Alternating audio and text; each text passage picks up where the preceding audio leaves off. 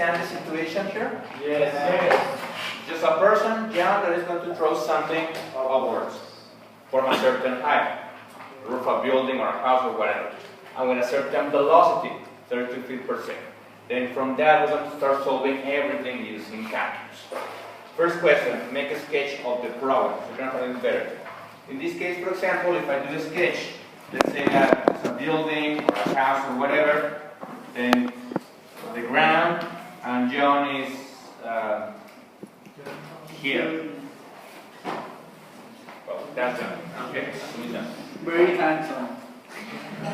Yeah. I know. So como un artista abstracto.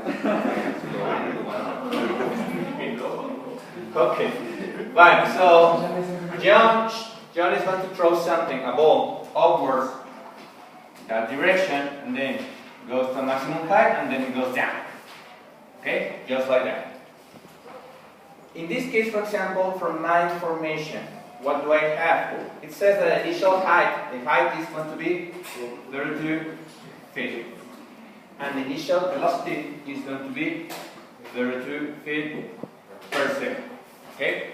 There's something else that we know that is implicit, the acceleration. This kind of problem is a problem called a free-fall problem because it just goes up and down. It's a vertical motion problem. In that kind of situation, the acceleration is already given. Acceleration is basically the gravity. And the gravity in this case is going to be minus 28 meters over second squared, or if the problem is in feet, like this case, it's going to be negative 32 feet over second squared. Okay? So in this situation, we're going to use this one because the problem is in feet. Yeah? Good. So that's my information. Now, that's the sketch of the problem. Second question. It says define the position function s of t by using the given data. The position function is always like this. S of t equal to s sub 0 plus b sub 0 t plus a t squared over 2. Okay? In this case, s sub 0 is going to represent my initial position. Yes, I think so, but we're going to solve it with calculus, not just with formulas like in physics. And no graph. Well, depends on the problem. The b sub 0 is the initial velocity. And the a is the acceleration. Okay? And t is the variable, t is the time. So this function represents the position of the object at any moment during the movement. Okay? So for example, if I say the position after 1 second, solve it, blah, blah, blah, you have the position. After 2 seconds, solve it, you have something else. Okay? So in this particular problem, I need to put those values into my function to get the specific function for this problem, which in this case is going to be s of t equal to what? Initial position is what? 32. No need to put the units here. I don't care about the units in the function. Plus 32 t, which is the variable, minus 32 t squared over 2. Why minus? Because it's minus in the graph. Profe, y en la fórmula de ese cero que tiene abajo, ¿qué era? What? El S0 plus B0. El cero chiquito que hace. Yeah, that's a sub-index. It means that is the initial one. The initial position. Okay. So, simplify 32 plus 32t minus 16t squared. That's my position function for this particular problem. Huh? Yes, according to the next part, yes. Questions so far? No. Okay, so remember that. That's a given. That's always like this. You just need to substitute the values depending on my problem. Next question. It says find the velocity function by differentiating using the limit definition of derivatives. Question: did you investigate the limit definition of derivatives? Yeah, no, maybe. The limit definition of derivatives. Okay, fine. I'll explain.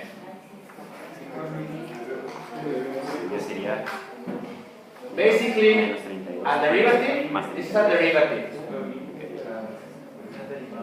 A derivative of a function is defined as limit as h approaches 0 of the function that I have, x plus h minus f of x over h.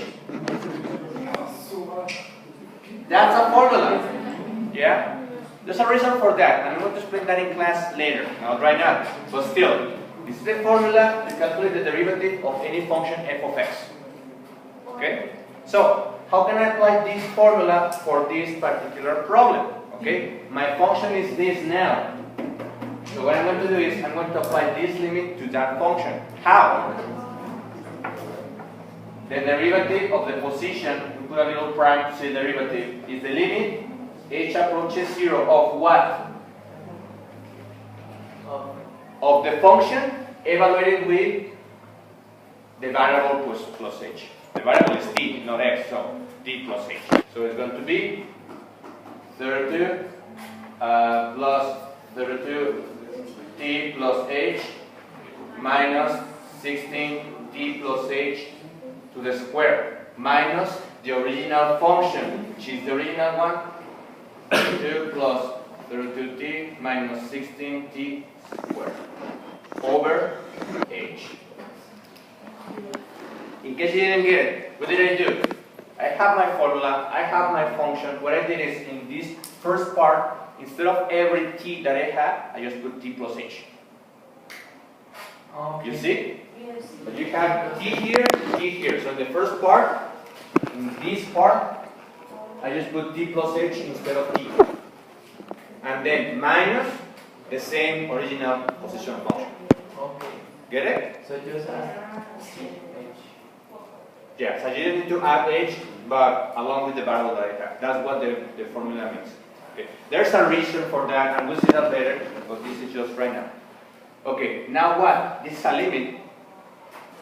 We already solved these kind of limits, right? In the past activity, 2.51. What do I do? Substitute h by 0, so this becomes 0, this becomes 0. Start canceling, you have 0 over 0. And if you have 0 over 0, what do you do next? Factorize, simplify. In this case, we need to expand first. So, limit h approaches 0 of 32 plus 32t plus 32h minus 16 what? T squared plus 2th plus h squared. Plus h squared. Then minus that one. 32 minus 32t plus 16t squared over h. I just expand this, I just multiply this. Dios. Yeah? Dios.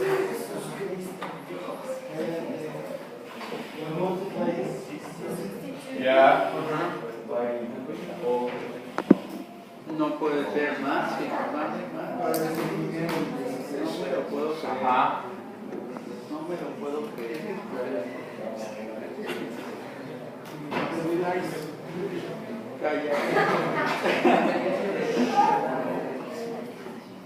Over h. Yeah? And then you go to add 32. Yes, exactly. Now we're going to begin to cancel like terms. Yeah. Which parenthesis? 32. These parentheses? From expanding this. T plus h to the square? Yes. Can I cancel something? Yes. What? Yeah? 32? Huh? 32T. Yes. The 32T. 32T. 32T.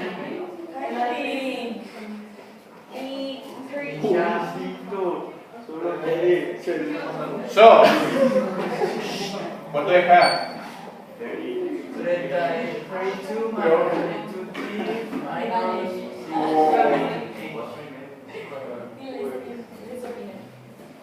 You take out the Then what?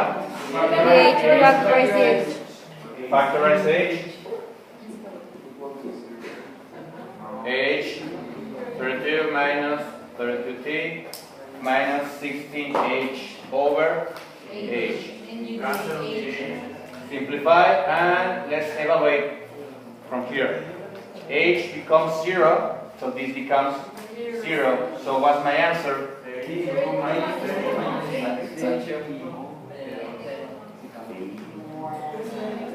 Yo no hacía todo eso. Yes. Okay, what is this? This is the derivative. The derivative of the position function, which is the velocity. So this is the velocity function of the movement. And this function is going to tell us the velocity of the object at any moment of the movement. So this is the velocity function, Eso más fácil haciendo todo eso. There is a rule that simplifies all of this, but right now the question is on the beginning. Es que yo vi sí que pues simplemente lo multiplicaban el exponente por 16.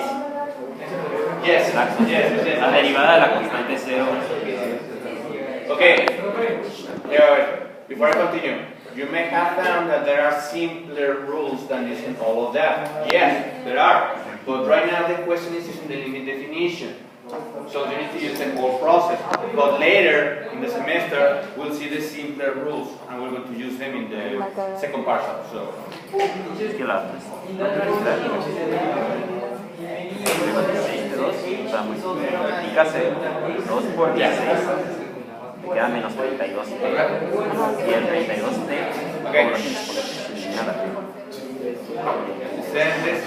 32t se hace 0. Okay. Your investigations, some of you have found that instead of using h, is delta x. It's the same thing. It's just another way to represent delta x, but by not using the delta. But it means that a change in the variable. In this case, it will be delta t instead of h. But it's the same thing. It means the same thing. Okay? Fine. Next question. Find the acceleration function using the limit definition or basic differentiation rules. For example, here. Now, I'm allowing you to find using the simpler rules. What's my derivative for this? Which is d. The derivative of this, if I use this again in this one, or if I use the simpler rules, the answer is going to be negative 32. And if you observe this value, it's the same as what? The gravity. Okay, so in the free fall problems only, the acceleration is the same as the gravity. And it's going to be a constant acceleration. If the problem is different and it's not free fall, then the problem has to tell you which one is acceleration. So our answer will always be the acceleration. If it's a free fall problem, yes. But if the problem tells us a new acceleration, that's Then not that's it. Also, there are some cases in that the function is a little more complex. You just need to find the derivative. The derivative of this is that. So in this case, the answer of that is Yeah, the derivative of this, if I were to apply the same formula again, but now for this one, the answer is going to be minus 32 in this case. If I have a different function, a different answer. so for acceleration, we use the answer that the other derivative.